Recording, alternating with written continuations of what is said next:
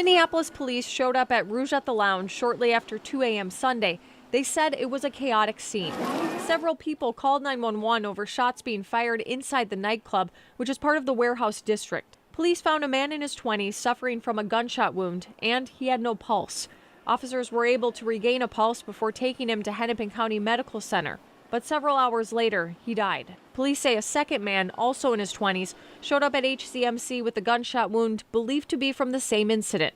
He's expected to be okay. Definitely doesn't make you feel safe. Victoria Gruitt is a bartender and server at Delano's Pizza and Bar, a block away from the shooting. It definitely is. It's bad for business. People don't want to come down here if they don't think it's safe. It's a great place for families to still come, just down the street from the Target Center where they host Disney on Ice and all of those sorts of things. So we're hoping that more businesses keep coming to this area. Sarah Paul, general manager at Pizza Luce downtown, says Monday morning there's a late night alliance meeting. The group includes people representing the city, hospitality industry, and more, working to address these issues together. As we look to move forward and head into this summer, there may be officers that are transferred into areas where we're seeing these trends or patterns that work in completely different units. I just think like the collective communicating and working together and having more eyes on the situation and putting our efforts together collectively can help hopefully bridge the gaps that are occurring and not cover up those problems, but help really find solutions to them.